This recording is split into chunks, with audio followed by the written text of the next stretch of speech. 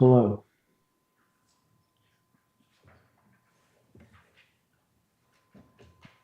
And we're good to go. Good morning. Welcome. Thank you for joining us today. This is July 17th, regular meeting of the Santa Barbara County Association of Governments Board. For the record, my name is Randy Rouse, and I am the chair of this board. I have an announcement that the clerk is going to read for us, please. SBCAG received a request from Director Clark to participate remotely via audio and visual technology under the Emergency Circumstances Exception to the Brown Act, Government Code Section 54953, Subdivision F. Director Clark, as required, can you report if anyone 18 years of age is present in the room with you? And if yes, what is the general nature of your relationship with the individual? None. Okay. Thank you. A vote will be needed by the board to exercise the emergency circumstances exception. Very good. May I have a motion to allow Director Clark to participate remotely? I'll move to allow it. Second. Okay, moved by Brown, second by Patino. All those in favor? Well, have a roll call vote, please. Director Silva? Aye. Director Perotti? Aye. Director Patino? Aye. Director Mosby? Aye. Director Lee? Aye. Director Lavanino? Director Lavanino, absent. Director Julian? Absent. Oh, my apologies. Aye. Director Hartman? Aye. Director Clark? Aye. Director Capps? Director Brown? Aye. Vice Chair Nelson? Aye. And Chair Rouse. Aye. Thank you. And then, Madam Clerk, would you then do a roll call for the members present? The general roll call, Director Silva? Here. Director Perotti? Present. Director Patino? Here. Director Mosby? Present. Director Lee? Here. Director Lavanino? Director Julian? Here. Director Hartman? Here. Director Clark? Here. Director Capps? Director Brown? Here. Vice Chair Nelson? Here. And Chair Rouse. Here. Thank you very much. Would you please rise and join me in the Pledge of Allegiance? And begin. I pledge allegiance to the flag of the United States of America and to the republic for which it stands, one nation, under God, indivisible, with liberty and justice for all. Justice for all.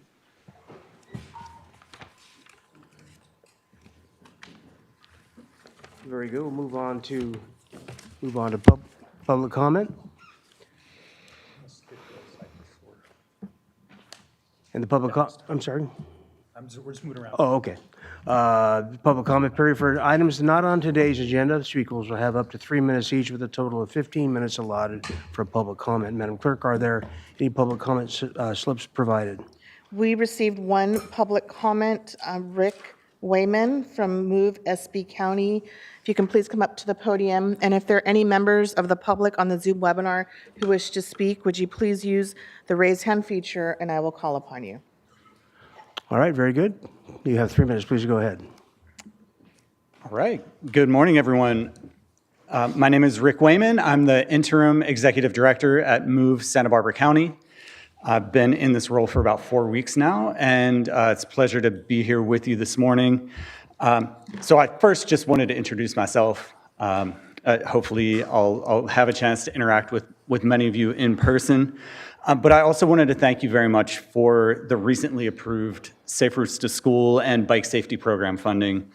We're really grateful for your partnership and your trust in us to deliver. I want to highlight that we are going to be working on bike safety across pedal bikes, kind of traditional bikes, and e-bikes. I know that's something that's really top of mind for everyone sitting here today and many people in our communities. So that's something that is a bit of a new focus for us, but really, really important for the safety of everyone in Santa Barbara County. So thank you all. That's all I have to say this morning. Please feel free to reach out and give me ideas on how we can work more effectively together. Thank you. Thank you very much. Madam Clerk, are there further public commenters? Are there any members of the public on the Zoom webinar who wish to speak? Please use the raise hand feature and I will call upon you. There are no further responses. All right, very good. We'll move on to the consent calendar. Madam Clerk, are there any announcements for the consent calendar? There are no announcements for the consent calendar. Okay. Well, the directors, is there anything that needs to be pulled for discussion or separate vote from the directors? Remotely as well? None? And Madam Clerk, are there any public comments, speaker slips for the public, for the consent calendar? If there are any members of the public on the Zoom webinar who wish to speak to the consent calendar, please use the raise hand feature and I will call upon you. And there are no responses. All right, very good. With that, I'll entertain a motion for the consent calendar. Hartman moves approval. Hartman, moved. I'll second that. Seconded by Parodi. May we have a roll call vote, please? Director Silva? Aye. Director Parodi? Aye. Director Patino? Aye. Director Mosby? Aye. Director Lee? Aye. Director Lavanino? Absent. Director Julian? Aye. Director Hartman? Aye. Director Clark? Aye. Director Capps? Absent. Director Brown? Aye. Vice Chair Nelson? Aye. And Chair Rouse? Aye, thank you. All right, very good. With that, we'll move on to 5A. Madam Clerk, would you read 5A into the record, please? Item 5A, California Transportation Commission, Senate Bill 1, Cycle 4 Funding Award for Santa Barbara US 101 Multimodal Corridor. Recommended actions, receive a presentation on CTC SB1 Cycle 4 funding approval to fully fund and complete the Santa Barbara US 101 Multimodal Corridor. All right, very good. We'll receive a presentation from Sarkis Koschek. Thank you, Chair. Good morning, Director. Sarkis Koschek with SBCAG. Here to provide your board with an update on the final funding for our corridor. Next slide, please. So at the state level, there's a California Transportation Commission that is responsible for allocating state funding to projects throughout California. They administer a program called Senate Bill 1, which includes many discretionary programs. So we are now through the fourth cycle of Senate Bill 1. Senate Bill 1 provides opportunities to deliver transformative projects.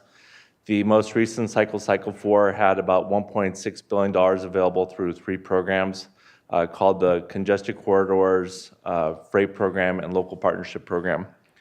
In total, for this cycle, the state received 102 applications requesting $3 billion in funding, making it a very competitive process. So what happens is regions and Caltrans throughout the state co-apply and submit applications for evaluation by the CTC. We submitted our applications in partnership with Caltrans in December of last year, and then the CTC released their staff recommendations on June 6th. We did receive the good news on the recommendation, and then following the recommendation, the commission then holds their meeting in the month of June and approved the funding. So we were in Sacramento to speak in support of the award. So thank you to Chair Rouse for joining us in Sacramento that day. Next slide, please. This is an overview of the final funding that was approved by the Commission for the Santa Barbara US 101 Multimodal Corridor. As you are all aware, we applied for the final segment to complete the Highway 101 HOV corridor in Santa Barbara.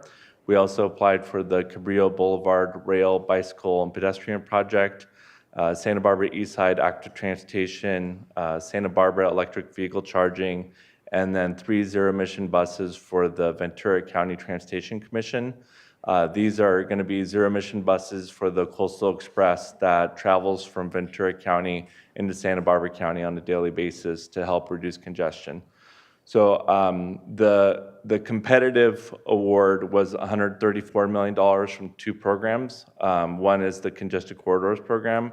The other is the Local Partnership Program. And the Local Partnership Program is for counties that have self-help measures like we do with Measure A. So thanks to Measure A, we were able to leverage our funding through local partnership.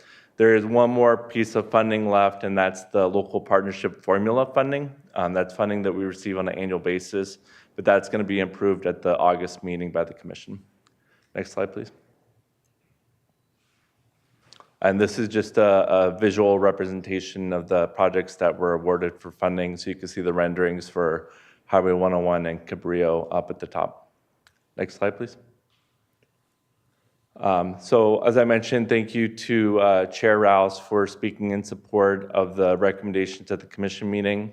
It was a packed house, as you can see in the photos, so thank you.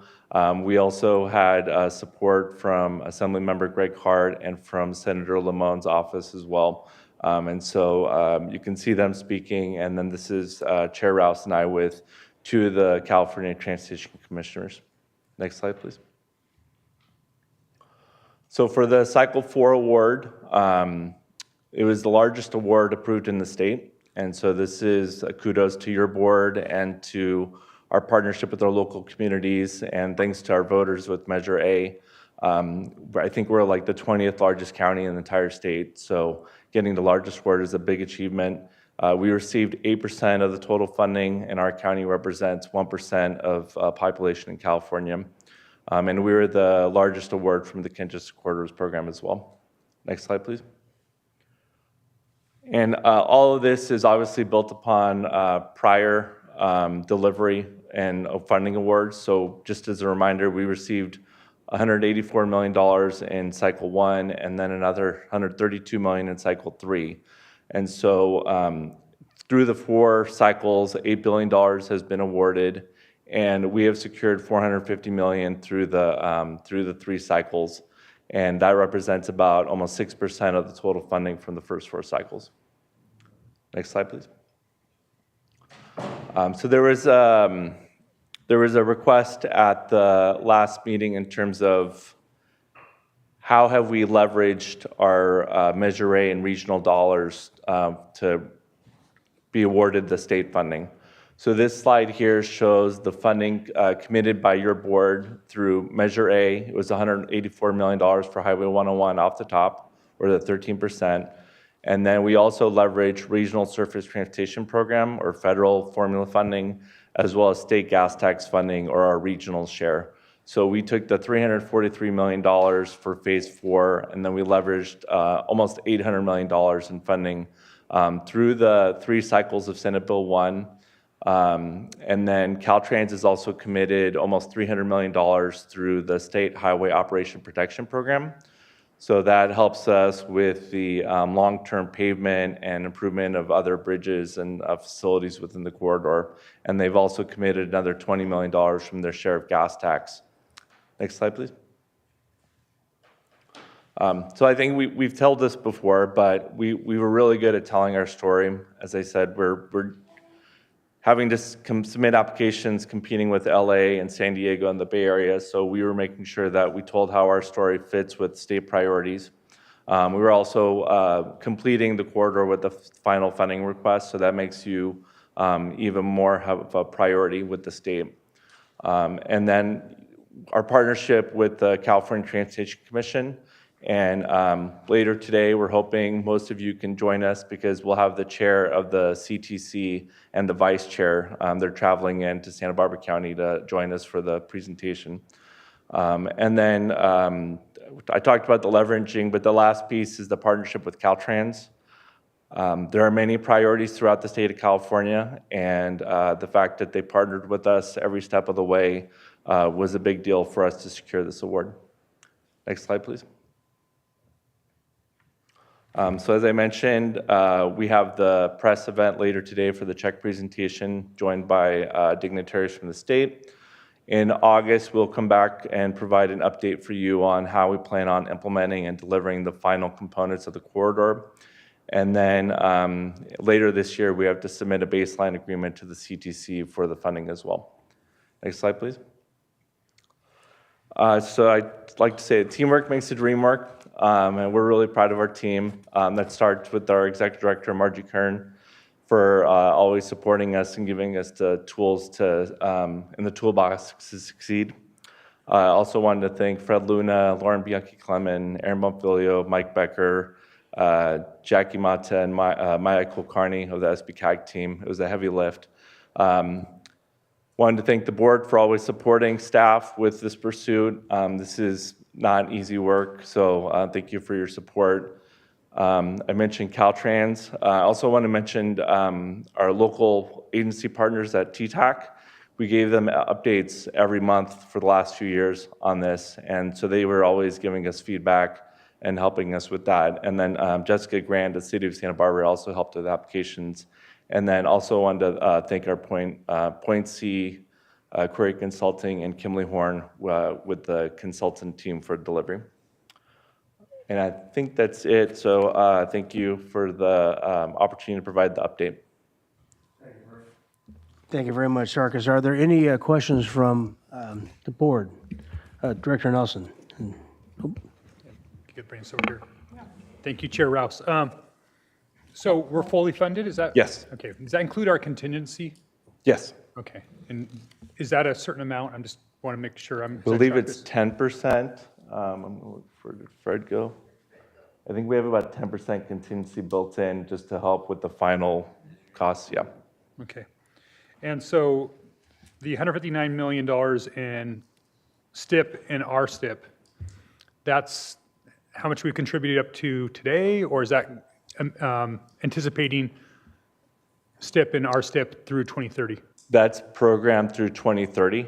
And so what we're starting to look at, how we can start using the funding for other projects after 101, but that's committed through 2030, yes. So we're capping it out at 159. So if we get more STIP or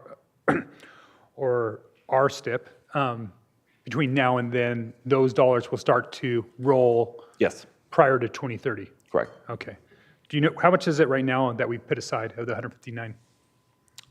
For the RSTP.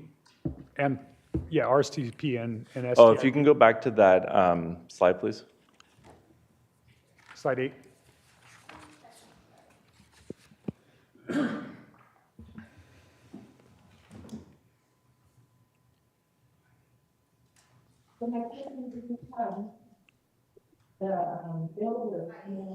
Yes. I think it's slide 8, yeah.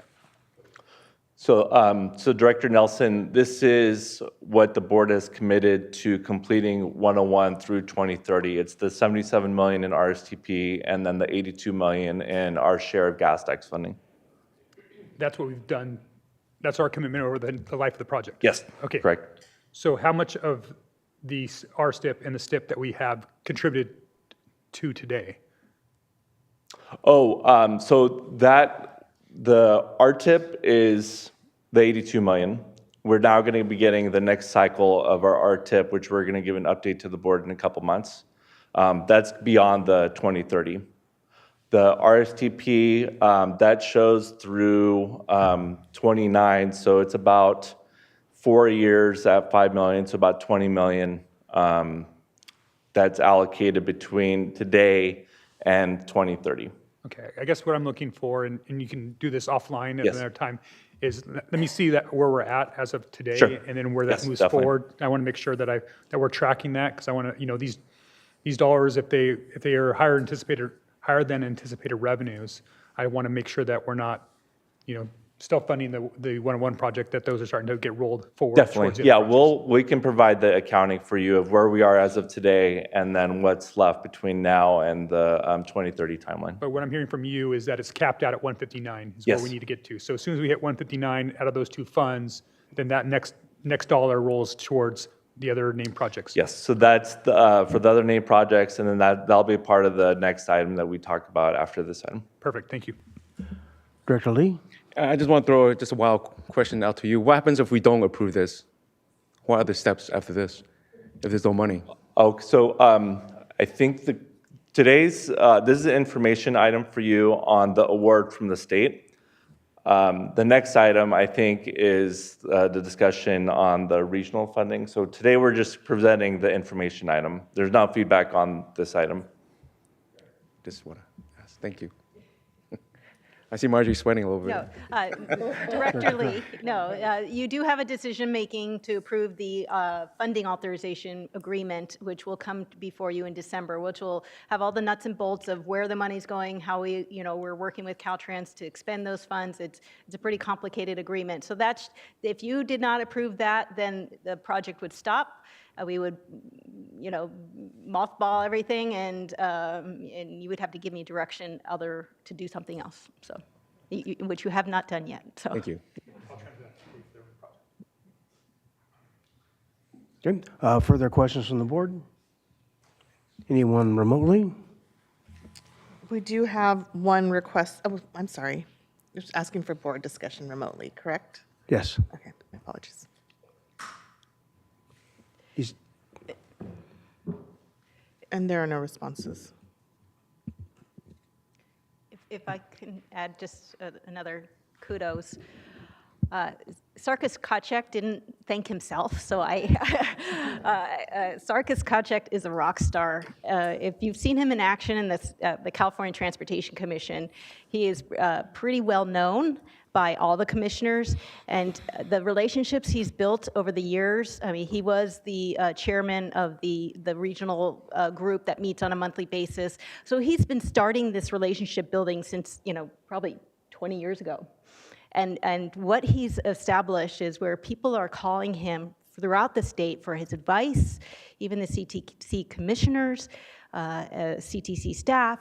So this resource that we have at SBCAG has gotten us where we are today because of Sarkis. So I really just want to thank him and his efforts and his relationships and everything he's put blood, sweat, and tears into this project, and I need to thank him. So thank you, Sarkis. Yes, I was in the presence of celebrity up in Sacramento, I will tell you that. Director Patino. Yes. Thank you, Margie, for mentioning that. And I also wanted to thank Sarkis and his leadership and all of your staff because, crossing your fingers is not the strategy that we need. And to be able to go and tell our story, which was so important, because this should have been done 20 years ago, completed 20 years ago. And here we are. And I think it's really exciting for us to see, because we can make decisions up here, but for someone to go and tell the story and to really accomplish what you've accomplished, thank you very much. All right, if there are no further questions, Director Perotti. I'll be quick. Thank you, Chair. I just want to also thank you, Sarkis, for, and echo what others have said, it really is all about relationships. It's critical, and you've done a great job in your team. Thank you. Yeah. With that, we do actually have a public commenter on this item. Barry Rimis from Move SB County, and if there are any members of the public on the Zoom webinar who wish to speak, would you please use the raise hand feature and I will call upon you. It's all yours. Good morning. Good morning. Chair House and board members. My name is Barry Remis, Programs Administrator with Move Santa Barbara County. Echo our excitement to welcome Rick to help lead the ship for the time being. And just really want to, again, echo the sense of celebration for this. And really want to highlight not just, of course, the funding for the final phase of the multimodal corridor and the widening, but really want to call attention to what we kind of consider the ancillary or parallel projects that are really going to bring enormous benefit. And that includes the Cabrillo Boulevard Rail, Bicycle, and Pedestrian Improvements Project. And it really is all three, because not only will that super narrow UPR undercrossing be widened to really make a lot more room for pedestrian and bicyclist travel, but also introducing additional multi-use pathways. So access for both walking and biking, and of course ADA access too, will be much more accessible, much safer. And in addition, this funding also goes to the east side, in Santa Barbara East Side active transportation, which will bring a plethora of safe routes to school benefits for both pedestrian and bicyclist travel to Cleveland School and other schools, Santa Barbara Junior High and in the area.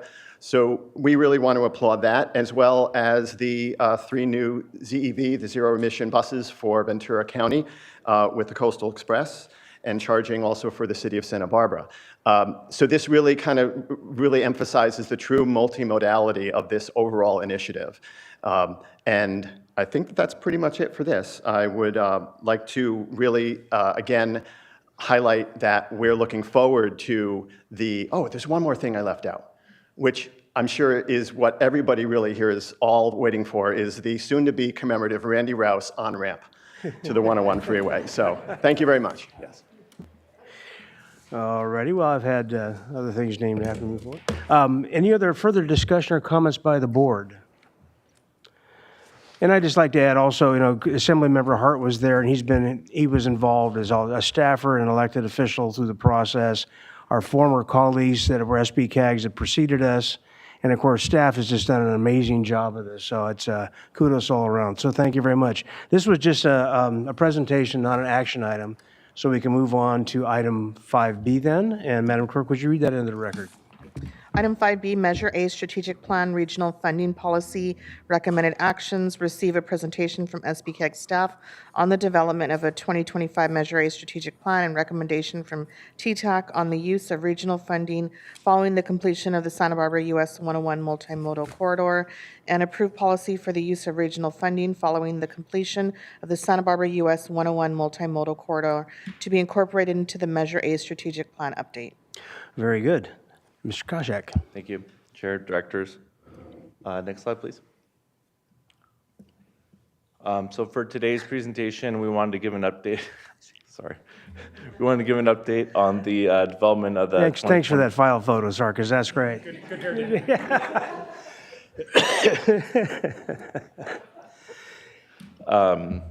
Excuse me. So we wanted to give an update to your board on the development of the 2025 Measure A Strategic Plan. And then specifically today, as clerks mentioned, we're looking for a motion from the board today on the use of regional funding after the Santa Barbara 101 corridor project. And then we'll go over next steps on the draft plan. Next slide, please. Next slide. So this slide has a calendar of where we are with the development of the plan. We've already done considerable work. Our timeline is having the plan approved by your board in December to meet the 5-year requirement and the ordinance. So after today, we're going to go back and start working with the project sponsors, or finishing with the project sponsors on project information, and then look at funding opportunities for delivery of the corridor. And then we'll provide a draft plan to your board for review in October. Next slide, please. Next slide. And so one of the biggest milestones in the Measure A strategic plan obviously was getting Santa Barbara 101 fully funded. And so with that full funding award happening, that was a seismic event for us. So now we're looking at delivery of the remaining named projects in Measure A. Next slide, please. So in May, we came to your board with a specific workshop on the Measure A strategic plan and to discuss regional funding that has been used within the plan, specifically for Santa Barbara 101. And now that we have the full funding for Santa Barbara 101, and we still have about, beyond the 2030 timeframe of delivery, we have about 10 years of regional funding that is available for our county for Measure A. And so just as a reminder, these are the 3 programs on the screen. The first is the Regional Surface Transportation Program, or federal formula funding. The second is the Regional Transportation Improvement Program. That's our regional share of state gas tax funding. And then the third program is Local Partnership Formula. And this is one of the SB1 programs that we receive an annual allotment every year that's matched by Measure A. So in total, it's $10.5 million per year. And then all the projects that are recommended for funding are ultimately approved by the Board of Directors before we progress with the projects. Next slide, please. So as I mentioned in the prior presentation, this is how much money staff estimates will be available starting around 2030 through 2040. This is all based on historical information. So as we move forward, we're definitely going to be monitoring any impacts. I mean, just to be honest, the biggest risk obviously is with the gas tax and replacement of the gas tax. But we think that based on historical figures that we will have this funding available on an annual basis. Next slide, please. So this is the policy by your board as of today. And this is what we've been doing with the regional funding. So we have the 3 pots, and they go into completion of Santa Barbara 101. And then on the side, we also have cost savings in North County from the regional program from prior delivered projects. So that funding is there as well, but has not been used for Santa Barbara 101. It's in its own silo for North County. Next slide, please. And then, as I mentioned, we had a workshop with your board. Your board did have a straw poll on how to use the funding. It was the 3 regional programs and then the North County cost savings. And so the straw poll had the funding allocated to completion of the final remaining North County name projects, 3 in Santa Maria, and then State Route 246 Passing Lanes Phase 2. And then after that, allocating funding to existing and future North County local agency and regional projects. Next slide, please. So as I mentioned, our relationship with TTAC, we did go back to TTAC just to let them know of the straw vote at the May workshop. And so TTAC deliberated as well at their meeting and wanted to provide feedback to your board on the regional funding. So what happened is that they're isolating a recommendation just on the federal RSTP formula funding. They do support having the RTIP or regional gas tax as well as the local partnership and the North County cost savings to fit within the straw vote that the board had. On June 5th, they had their own straw vote, and the first option was an annual countywide competitive process with a priority for North County named projects. The other was option B, or an annual North County competitive process with the priority for North County named projects. If you go to the next slide. TTAC wanted us to share how the straw vote actually happened by agency.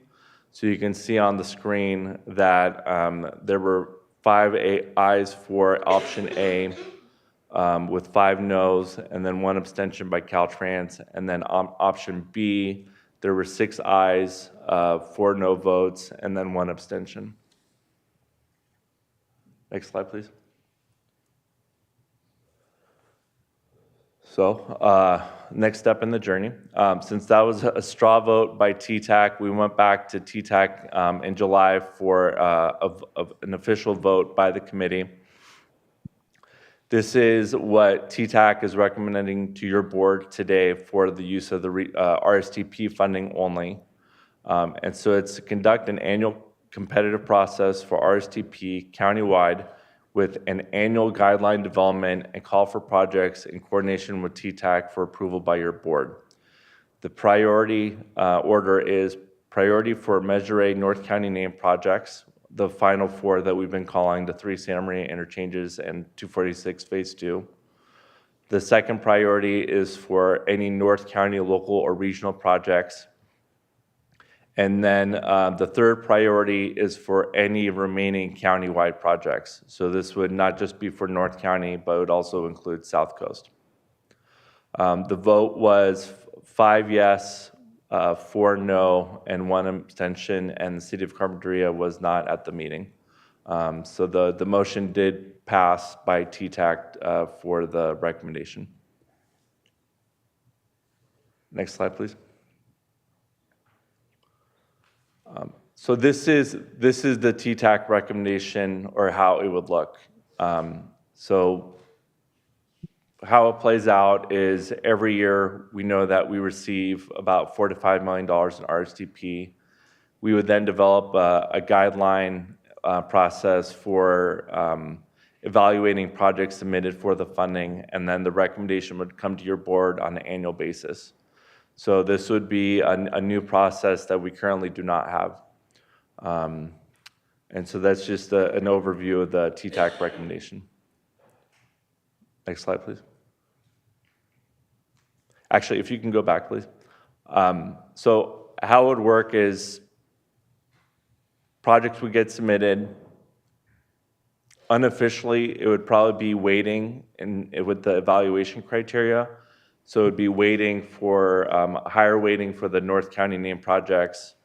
And then the next weighting would be for any other remaining North County projects. And then final weighting for the South Coast projects.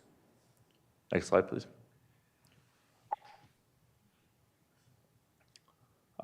So this is the current policy. So it's for the completion, using the 3 programs for completion of the corridor. Next slide, please. And then finally, next steps. What staff would like to do is come back to your board with another update of the strategic plan in 2027 or in 2 years. One of the big drivers there is City of Santa Maria is going through a general plan update. And so there's a lot of momentum and progress already made on US 101 Betaravia and US 101 State Route 135. We work with Santa Maria on a daily basis now for delivery. The next project, State Route 246 Passing Lanes Phase 2, we're also working with local sponsors on what a project would look like for Phase 2. And then after the city goes through the general plan update, we'll know what the needs are for the US 101 McCoy interchange. So we've got Santa Barbara 101 fully funded, but we've still been working with City of Santa Maria for the last couple of years to get their projects ready for funding and delivery. And then another goal that we have is item 4 is based on the board retreat feedback and the horizon of 2032 for renewal. We want to get as many of these projects either fully funded, in construction, or fully completed by 2032 as we can based on the resources available. And then staff is also committed to aggressively pursuing outside funding through federal and state programs like Senate Bill 1 to leverage our funding for outside funding. And then if there are any other items that the board would like to propose for staff for the 2027 update, we'd love to hear them as well. Next slide, please. And just real quickly, this is just an overview of what the draft chapters of the strategic plan are going to be. We're going to be sharing them with TTAC for feedback and then coming to your board with the draft in October. Next slide, please.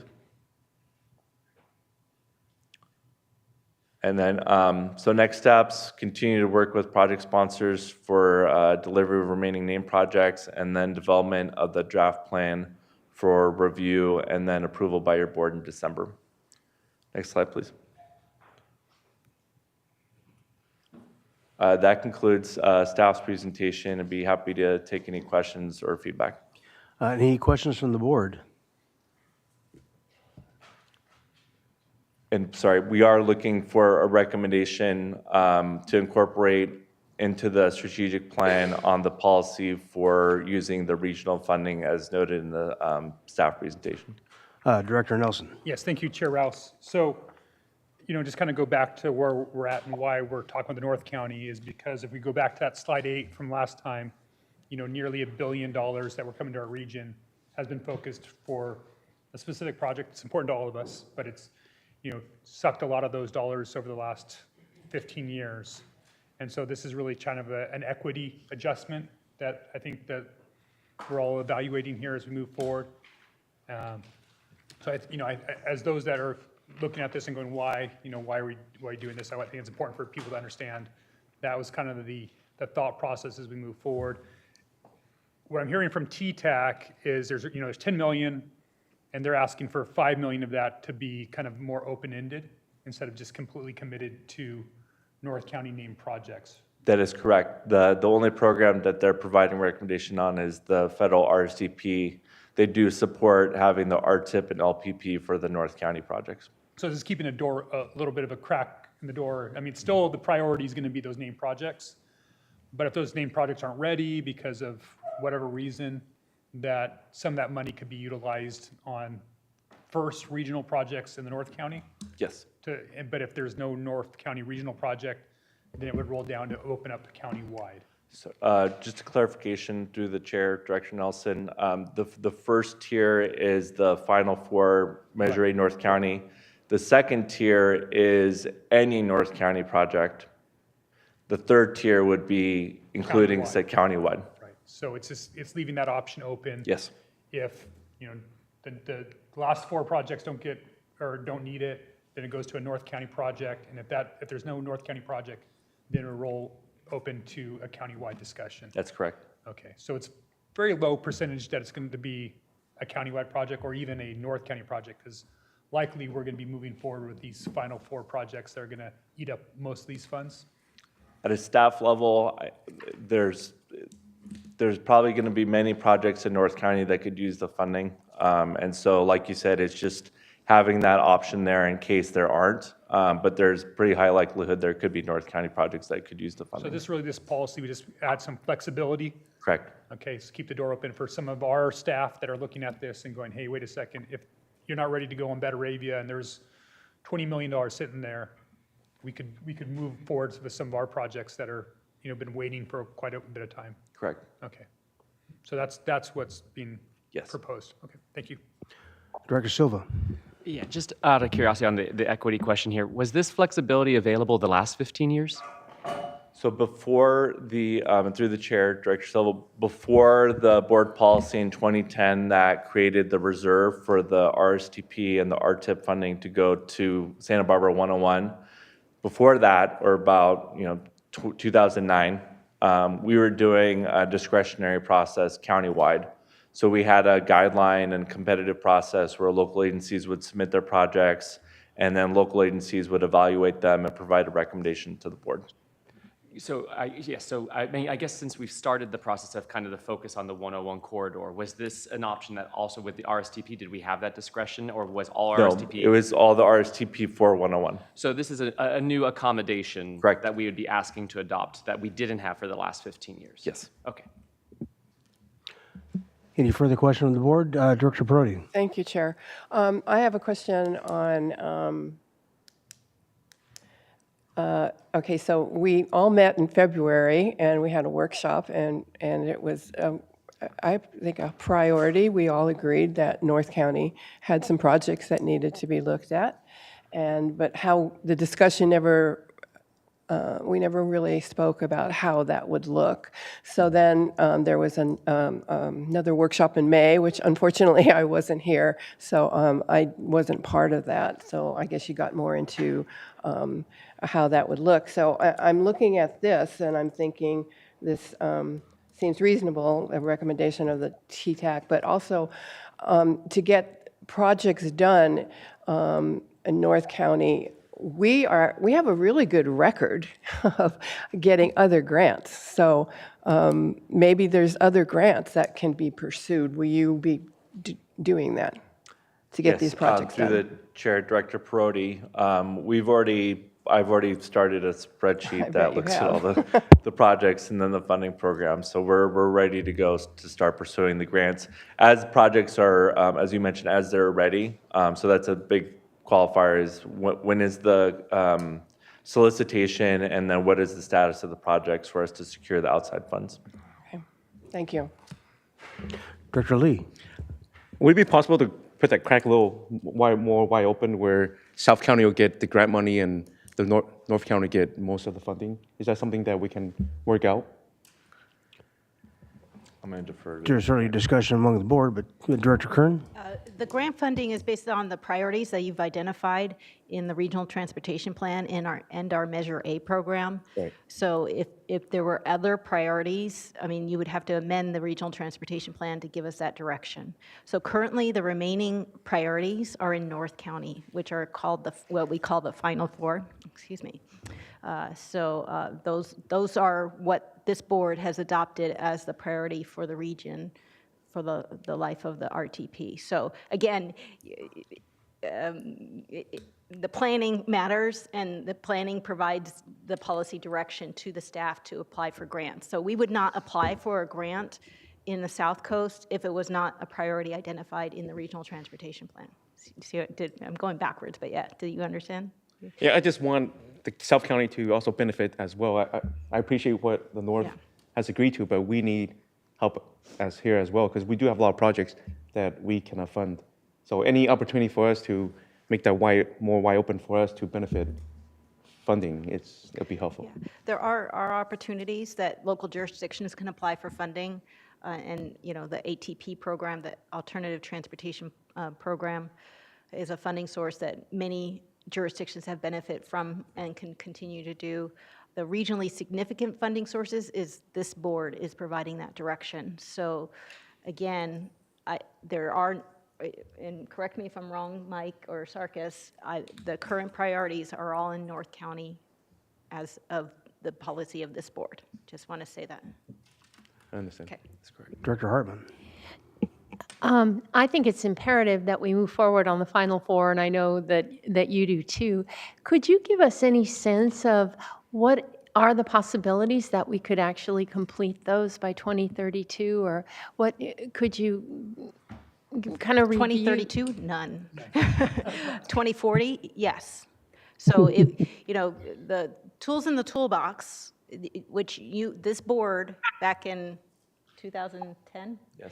gave this staff, provided the most successful outcome possible. You gave the staff at that time the reserve of the regional funding to apply for that funding, and it put basically all our eggs in that basket. And that's why we're here today celebrating a $134 million check. So the tools in our toolbox are important, but we understand there's local needs. So the recommendation from TTAC is a compromise, and so it's looking at that regional funding, which is really good funding. It's flexible. They could do a lot of good work. So it's making a concession. It's a little less of a commitment than you had for the 101 project, but there is still that reserve for those other three pots of money, which is a good match. We can work with that. But, if you wanted to be all in like we were for the 101, all four sources would provide the most tools to get it to completion, maybe even earlier than 2040. So, and have we calendared that out? Yes, so Sarkis probably has that in his files, in his brain.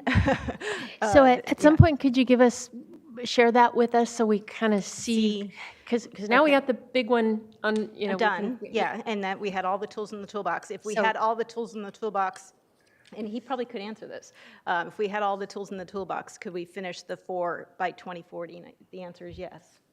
By 2040, definitely. You're asking about 2032, or is 2032, our goal is to, based on the outcome of today, is to go back, look at the cost, the scope, and the funding need, and then see what like Director Kern said, what are the tools in the toolbox. City of Santa Maria has also talked to us about the use of developer fees to help with the delivery of the project. So I just talked with staff yesterday, and so I think what we're trying to do is look at what the needs are, see what the regional funding is, and potentially leverage a lot of the regional funding to either fully fund or leverage outside funding. So the two projects that are the most advanced are 101-135 and 101 Betaravia. And between now and 2030, we're feeling pretty confident as far as starting construction, at least. Great. And the other two, just briefly? So McCoy, US 101 McCoy, we're still working with the city. As I mentioned, they're going through the general plan updates, so we're not sure on what the needs are for McCoy yet. That's part of the 2027 request to do another update when they're done with that project. For 246 Passing Lanes Phase 2, we're currently working with the local partners in Caltrans to see what kind of needs there could be delivered within, and then see how much funding we have for delivery. But that one is probably more the, not as advanced as the first two. Director Capps. Yeah, I just, thank you for this recommendation. I'm supportive of it. I just think we need to make sure we speak for priorities, and I think that's what we have, because I understand the need to fight for your area, but ultimately, we want this to go to the highest need, and I just see it as benefiting the whole region, as has been stated. But also, there's real downsides when you have projects in your district. I mean, mostly the 101 has been really hard to explain, and so I just hope that this maintains and I think that's what I'm hearing, that the priorities is what's being evaluated, the highest need and what's the most crucial to be fixed first, as opposed to what needs to come next or what hasn't been addressed. So I just want to give voice to that's my interest, is making sure, because I see them all, I just see it all as one county, and that's where my interest is. Yes, and I would agree with you, because these are very high priorities that we have in the city of Santa Maria. And when Mayor Lavanina was sitting up here and made the decision also, and he had to go back to the community and say, hey, you know what, we're negotiating this, and we think 101 is a big priority right now, and let's get that done. We will forego what's supposed to come to Santa Maria, and then we will head on with the priorities that we have up north. So we've been 15 years into this. We'll be another 5, and then in 10 years we'll take care of the priorities in Santa Maria, basically. And so we're doing our general plan update right now, and depending on where we are going to be building more residential housing, then we'll know what we'll do with McCoy. We'll do something. It might not be McCoy, it might be something else, but we'll be doing something. But this is definitely a priority, and this is something that we agreed on so many years ago. Thank you. Director Nelson. Yeah, thank you. Just help me with the math a little bit, because we were talking about where we're going to get this done. So Measure A funds right now that are coming in, those are starting to roll towards these future projects, or are those still paying towards the SBCAG's portion of the 101 widening? So the way Measure A is structured is that Santa Barbara 101 receives 13% off the top as the priority, and then the balance of the funding is bifurcated to North County and South. Right. So and then within North County, all the named projects receive a fixed percentage of Measure A revenues that are collected on an annual basis. So we knew back in 2008 how much each project would roughly get. Now their revenues are coming in higher, they're each receiving their own share. So Santa Barbara 101 is not competing with the Measure A funding for those projects. But the costs have also gone up as well over that period of time, so Correct. it's really important that Yes. keeps with it. So what we know or what we anticipate to be coming for those projects, I mean, what's the percentage of funding that's supposed to be coming from Measure A for those projects? So it's a fixed, It's a fixed amount by project for Measure A. You guys have project estimates of what you think these Yes, projects yeah, will so look that's like? what we're working on right now with the city of Santa Maria, is what are the updated cost estimates and scopes? And then we're looking at all the available funding, so it's the Measure A and then any other funding that the board wants to commit to the projects. All right, thank you. So what I'm hearing here is, the request for there to be a cracker open for an option, that's really accepting TTAC's recommendation with those tiered. That would probably open up the door a little bit for potentially countywide. It'd still kind of keep the focus on equity and the need up in the North County, especially in the prioritization of the Final Four, but also keeps that door open if there's something that pops up in the future. So to answer Director Lee's question, I think that's what TTAC is proposing here. I don't think that I think it might be a reasoned compromise, and I'm interested in what some of my other colleagues think, but I'm open to it. I have been a hardcore North County guy, but I also understand that we want to open up the conversation. This gives us some flexibility. It doesn't give us, say, that we're absolutely going to go fund a Carpinteria project. It just says, hey, if these other priorities are not met first, we can have that conversation without it being a hard no. Correct, and if I could just add some flavor, Director Nelson. So each year we're going to go to TTAC first, develop the guidelines and the weighting and the evaluation, and then we're going to come back to your board on an annual basis on what the guidelines look like, an application, go through the evaluation process, and then come back to you with recommendations on the use of the RSTP funding. So it would be a very transparent, cooperative process with TTAC and the board. Thank you. Director Lee. I just want to say thank you for the compromise. I know how important this is to you, and I'm going to support this because I want your community to benefit from this. So again, thank you for all you're doing. All right, Madam Clerk, are there any public speakers on this item? There are 2 request to speak forms. Nina Buelna, City of Goleta, and if there are any members of the public on the Zoom webinar who wish to speak, would you please use the raise hand feature, and we will call upon you shortly.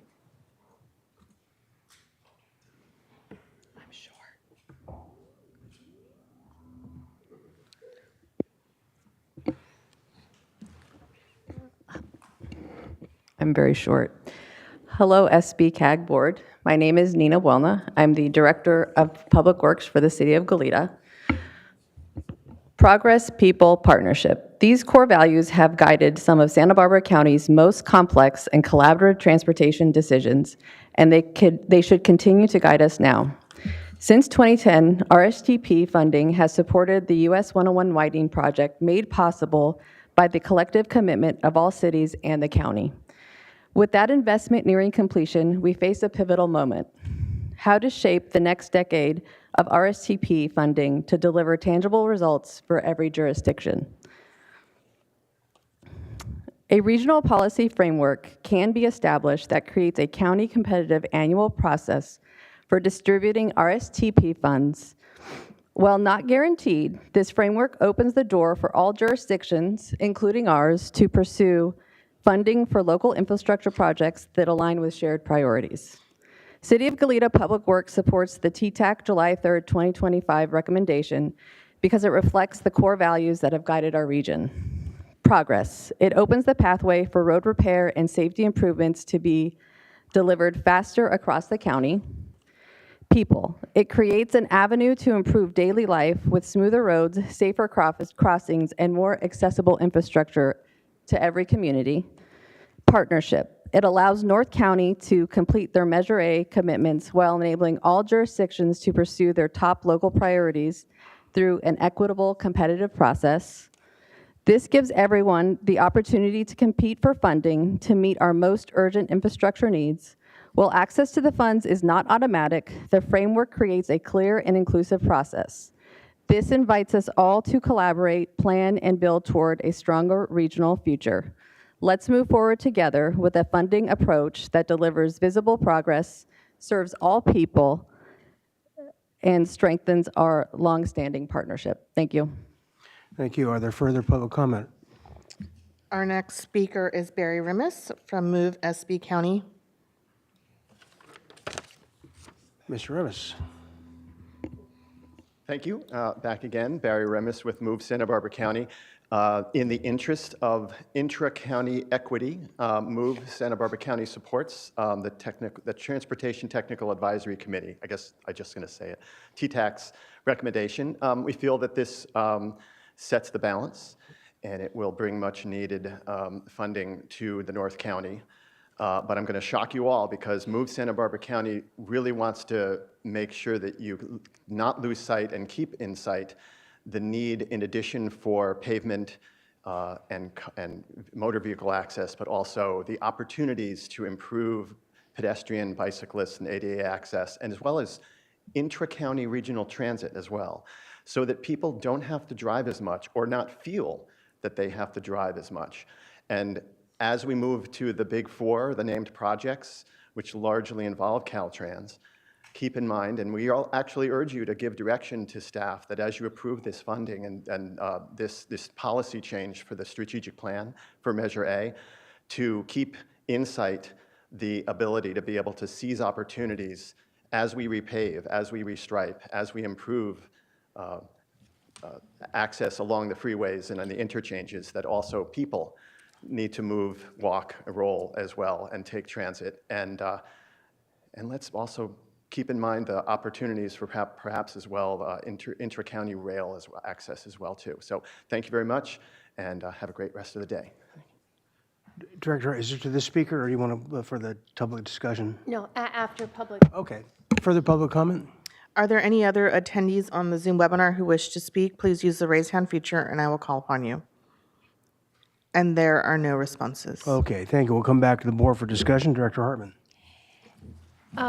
Well, I think there's broad agreement on the Final Four, and I think there's broad agreement that there needs to be, as Director Nelson calls an equity adjustment. But I do think there's kind of a false dichotomy between North and South.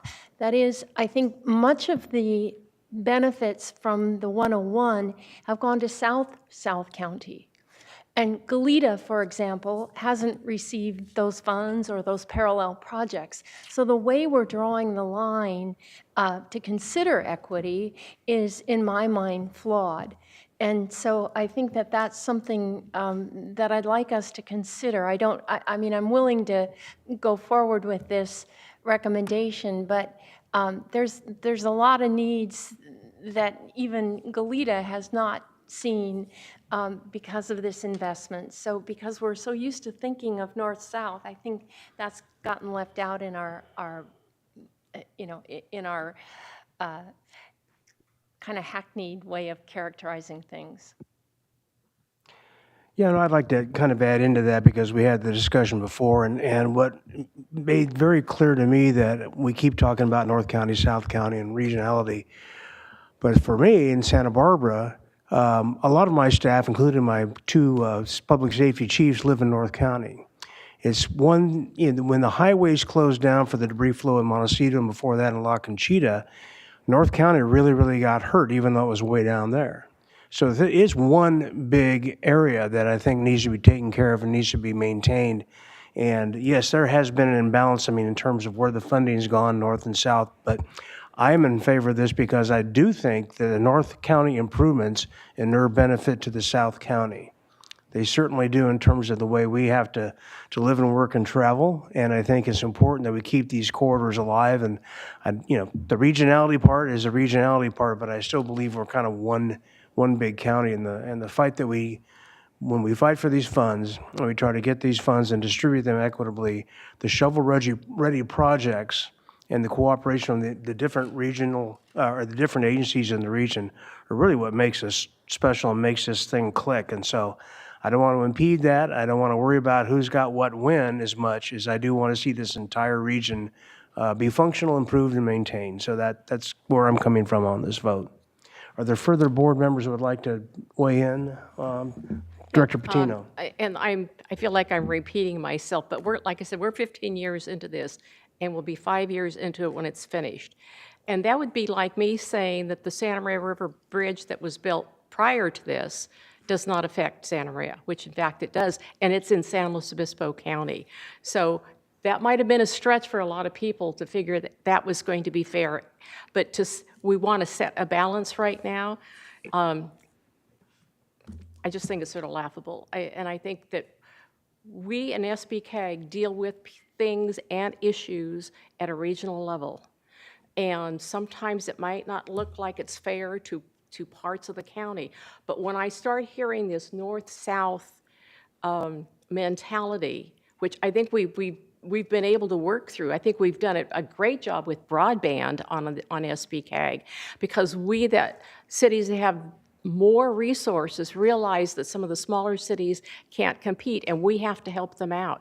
And I think I've seen that on SBCAG in the past few years. We've just worked in a regional way, and I think we need to continue working that way, even though some of us come and go on this board.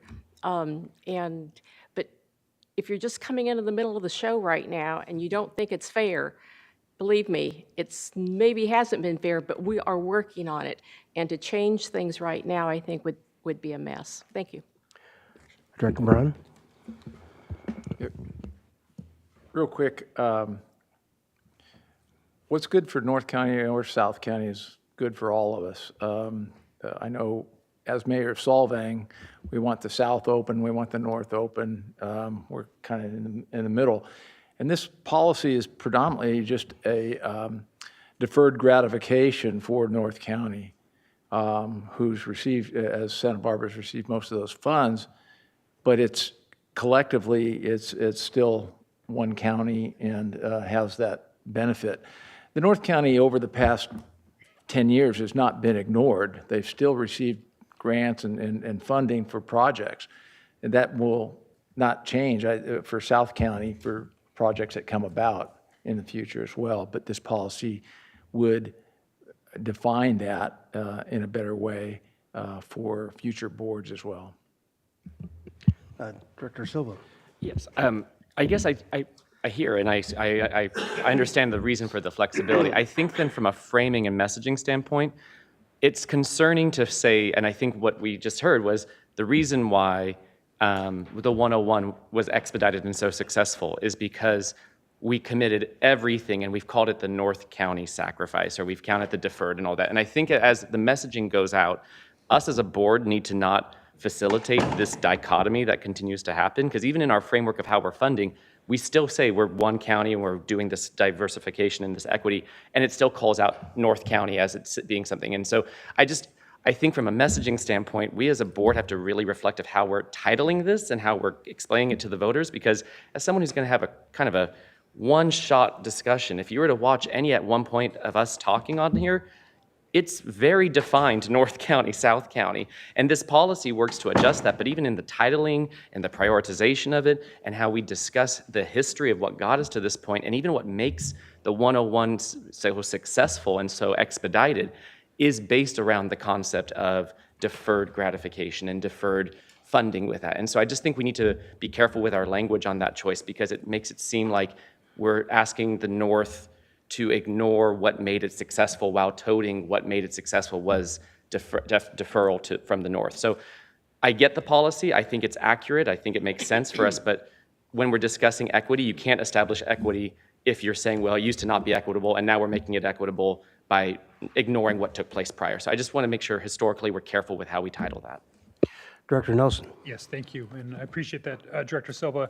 I did want to go to Director Brown's point about other grants that are available.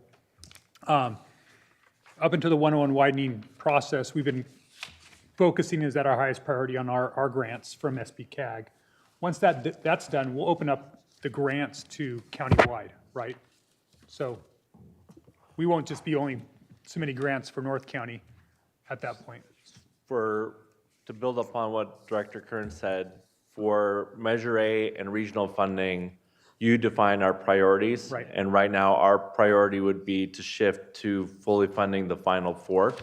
Gotcha. If there's something you want us to pursue otherwise, that's your discretion. But in terms of as of today, we're getting ready to start look at grants for the Final Four. So that would be the prioritization, but it would roll down just like we're talking about here with the TTAC Yes. recommendation, that other things would be on the table that might not have been on the table the last 15 years. Yes, so that would be a decision by your board on amending the investment plan if you chose to. And then as Director Kern, if there's new projects that want to be for Measure A.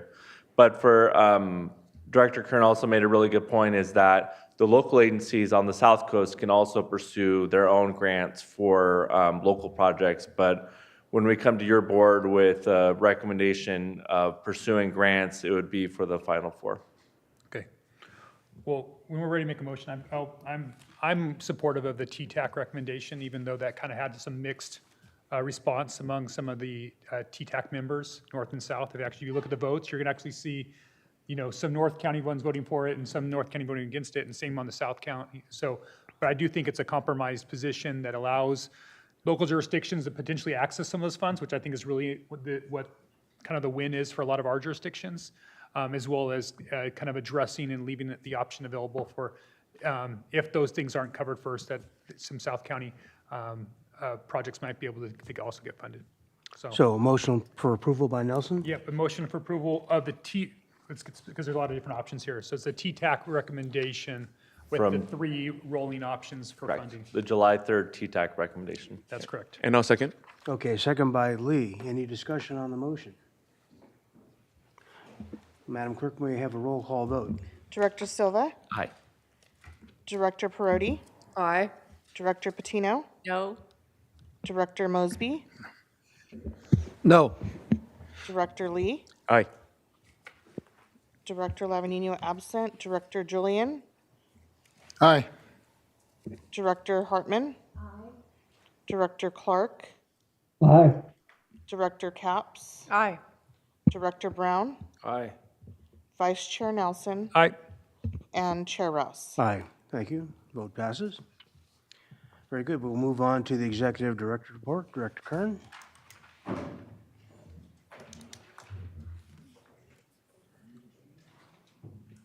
Mr. Chairperson, members of the board, I'm really pleased. First of all, I think I want to make a comment on that discussion. So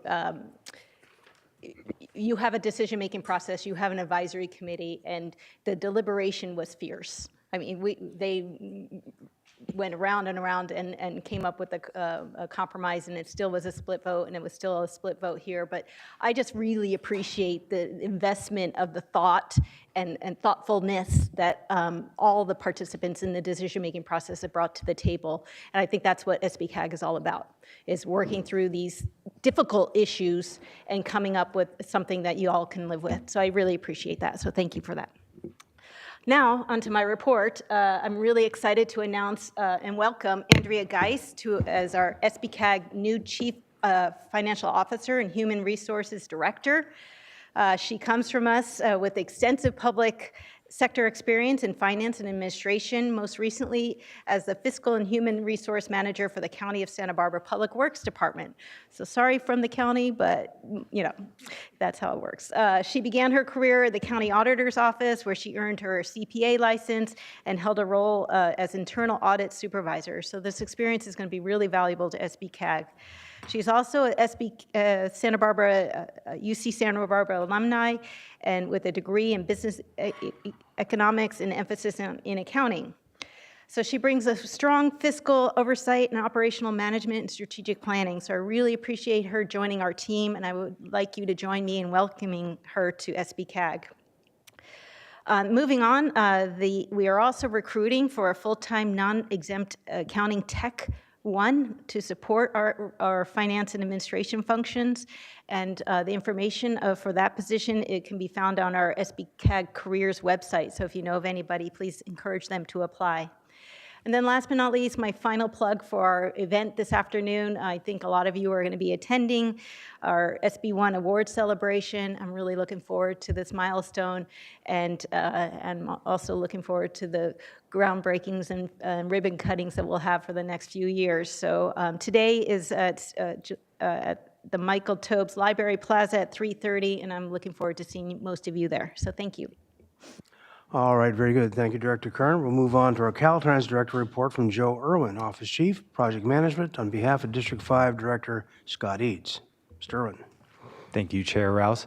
I have a couple of announcements. Again, Joe Irwin, Office Chief of Project Management for Caltrans District 5. First, there's a number of projects that I want to give updates on. First is a project on 246 at the Alamo Pintado Bridge, so that's in Solvang. We're going to be having a public meeting for a draft environmental document review, and that is going to be on August 7th at 5:30 to 7 o'clock, and it's going to be at the Solvang Council Chambers. So once again, August 7th from 5:30 to 7 at the Solvang Council Chambers. Public meeting for a project at the Alamo Pintado Bridge. A couple of updates for projects in construction at San Jose Creek, both on the 101. I think if you've driven through that part, you've seen that we're substantially complete on that project, meaning all the lanes are back open and the work is mostly done. I say mostly because we're still going to have the contractor out there for another year doing what we call plant establishment and maintaining the vegetation that they planted out there. So there will still be some activity, but the highway is more or less open for use. On the other side of San Jose Creek, down at 217, we're into the second stage of that project. And so if you drive into UCSB using 217, you'll see some different traffic on that. And then we're also working with the city of Goleta on that project to make sure that their bikeway project and the freeway project there can work together. So wanted to report on that.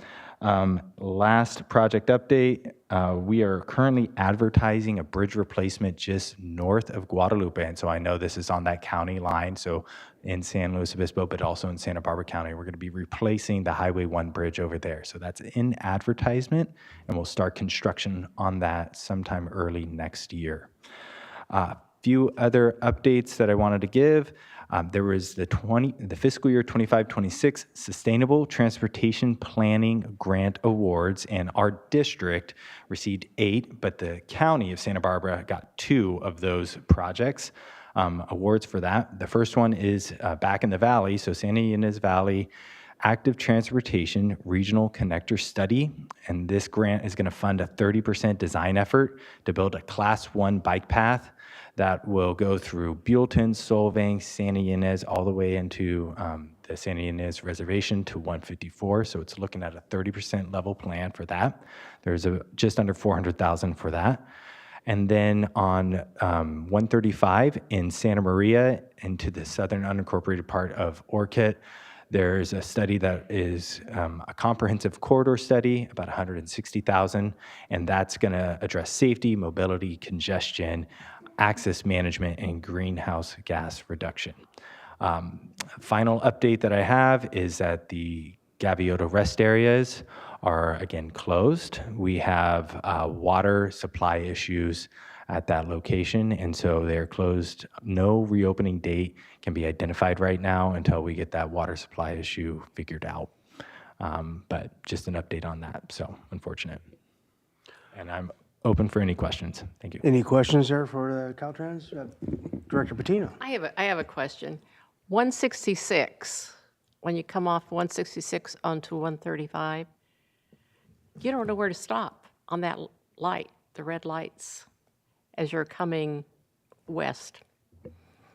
Was that a Caltrans? Maybe that wasn't even a Caltrans. But it must have been. Yeah, 166. Yeah.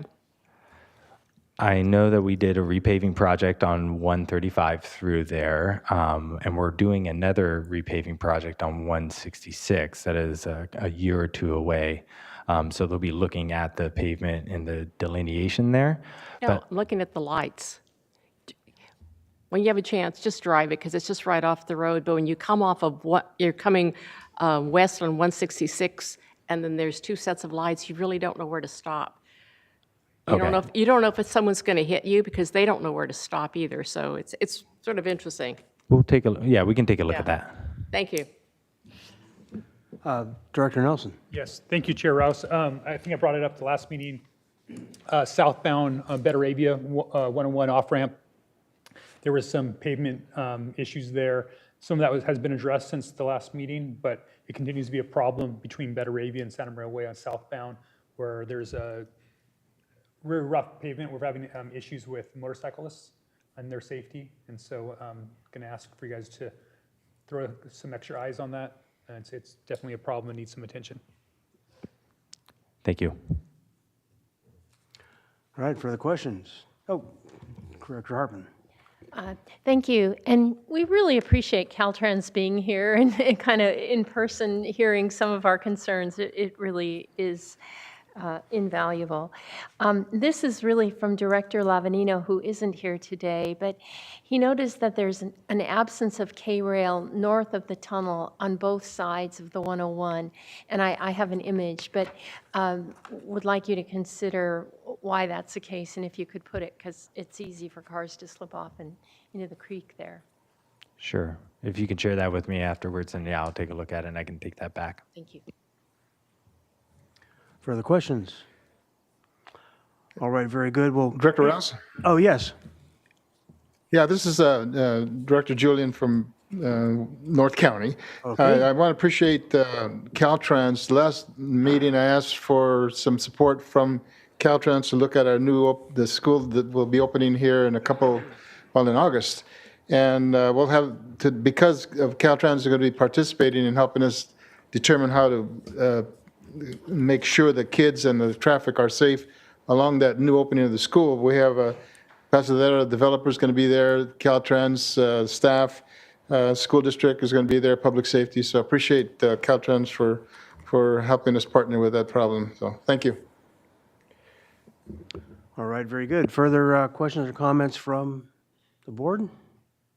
All right, thank you very much. Appreciate that. We'll go on to committee meeting updates. The CRCC is me, but I've asked Aaron Bonfilio to tell us real briefly about the upcoming vacation spot of the Rural San Bernardino for our next gathering. Sure. Good morning, Mr. Chair, members of the committee. Aaron Bonfilio for SBCAG, board. The CRCC met May 16th, and during that meeting, there was a handful of presentations, including by Caltrans regarding planning efforts underway to bring additional rail service across the state, including from Gilroy down to San Luis Obispo. There was also a presentation from a group called Dreamstar, which is hoping to initiate an overnight train service from San Francisco Bay Area to Los Angeles. It's an overnight train service that will run along the Union Pacific Rail Line. And we also received a presentation and began the planning process for an upcoming tour in San Bernardino County to visit the Metrolink zero-emission train system. Metrolink recently received and began operating a zero-emission multiple-unit train. They call it a ZEMU, and it runs in San Bernardino County and Riverside County, and we're excited for that. That's coming up in August, August 14th, immediately prior to the August 15th next CRCC meeting. Which is powered? The train? Oh, go ahead, Director Hartman. Mr. Bond. How is the train powered? It's a great question, Director Hartman. The zero-emission train is powered by hydrogen fuel. It's a hydrogen hybrid battery electric train system. There we go. You knew that. Thank you, Mr. Bonfilo. Appreciate that.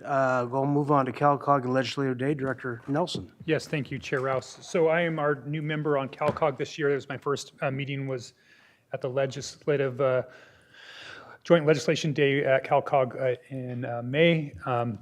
Discussions included CEQA reform, cap and trade, had a conversation with one of the CTC commissioners, as well as discussions about SB 375. A lot of stuff is emerging. I'm still trying to figure out, my place on the committee. There definitely seems to be an opportunity, though. It's a rather small group and potentially an impactful group, and so stay tuned. I think I'm going to try to figure it out over the next couple of meetings, our role and how I can most efficiently deliver our priorities, and that there definitely is an opportunity for our voice to be a big part of that discussion with that group. There's not a lot of supervisors, a lot of city council members and on it, so I think we have an opportunity to have a bigger role on that moving forward, and looking forward to that appointment that you guys gave me this year.